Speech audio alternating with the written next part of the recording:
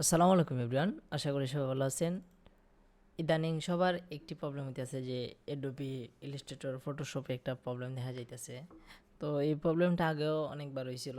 তো সেই সময় অনেক অনেক উপায় আছে আর কি সেই প্রচেষ্টা করার এইরকম একটা যে একটা এসএমএস আসে আর কি অ্যাপ ওপেন করার পর, যে this app will disable in 4 days, মানে কি বলতেছে যে 7 দিন পর অ্যাপসটা ডিজেবল হয়ে যাবে। তো এইটা ফিক্স করার জন্য ধরেন আমরা কি করতে হবে, ধরেন আমরা কোনো শো অফার দিলে কিংবা লার্ন মোড দিলে আমাদেরকে ওয়েবসাইটে নিয়ে যাবে আর কি। তারা বলবে যে সাবস্ক্রিপশন নেওয়া লাগবে। তো আমরা তো অনেকেই ক্রেক ভার্সন ইউজ করি, তো এই প্রবলেমটা আমরা কেমনে সলভ করব?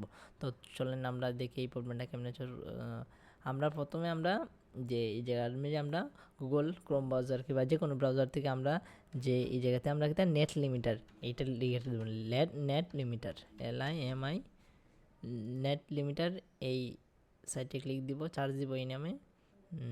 দেন আচ্ছা, মনে হয় আমার নেটটা একটু স্লো, আমি আবার দেই। হ্যাঁ, আসে। তো এই সেটে আমরা প্রথম ঢুকবো। দেন এই জায়গাতে বাই আছে, ডাউনলোড আছে, আমরা এই জায়গাতে ডাউনলোড অপশনে ক্লিক দিব আর কি।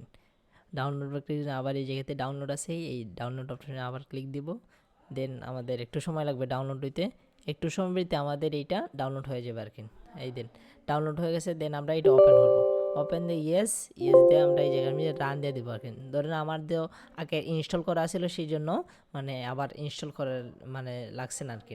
তো রানে এই জায়গার মধ্যে ক্লিক দিলেই এই জায়গাটা ইনস্টল হয়ে যাবে আর কি। তো আমরা এই অ্যাপসটা এই জায়গায় যদি না পাই, তাহলে আমরা এই জায়গাতে সার্চ অপশনে যাবো, নেট লিমিটার এই জায়গাতে লিখলে আমাদের এই অ্যাপসটা আসবে। এই অ্যাপসটার মধ্যে আমরা ওপেন করব। দেন আমরা এই জায়গায় আমরা একটু সময় নিবে বিভিন্ন ধরেন আমাদের যে সফটওয়্যারগুলো, এই সফটওয়্যারগুলো এখানে আসবে। আর যদিও আপনার অ্যাডোবি ইলাস্ট্রেটর কিংবা অ্যাডোবি ফটোশপ এই জায়গাতে না আসে, তাহলে সেই সময় আমরা অ্যাপটা একবার ওপেন করবো। দেখেন আমার এখানে অ্যাডোবি ইলাস্ট্রেটর আছে কিন্তু ফটোশপ নাই, কারণ আমি ফটোশপটা যদি ওপেন করি অটোমেটিক এই জায়গাতে আসবে। দেখেন আমি এই জায়গায় ফটোশপটা একটু ওপেন করি, ফটোশপ ওপেন করে আবার ক্লোজ করে দিলে দেন এই জায়গা থেকে এই জায়গার মধ্যে সফটওয়্যারটা এসে যাবে আর কি। এই দেন আমরা যে আমি এটা ক্লোজ করি। Then Adobe Photoshop 2023, Adobe photo Illustrator 2023, এই জিনিসটা আছে। তো আমরা এডোবি ইলাস্ট্রেটরটা ক্লিক দিয়ে আমরা এই জায়গার মধ্যে আমরা ব্লকার যে আছে না, ব্লকার আমরা এই জায়গার মধ্যে আমরা ডিনে করে দেবো, ডিনে করে আমরা এলাও করে দেবো। এই জায়গার মধ্যে সেমভাবে ডিনে করে দেবো আমরা এই জায়গার মধ্যে, ইনো ডিনে আউটো ডিনে। তাহলে আমরা এই জিনিসটা যে ডিনেটা আমরা অন করে দিলাম আকিন, যে ব্লকার ইন ডিনে আউট ও ডিনে। দেন আমাদের আর কিছু করা লাগবে না, আমরা এই জায়গায় ক্লোজ করে দেবো। দেন আমরা 1-2 বার রিফ্রেশ দেবো।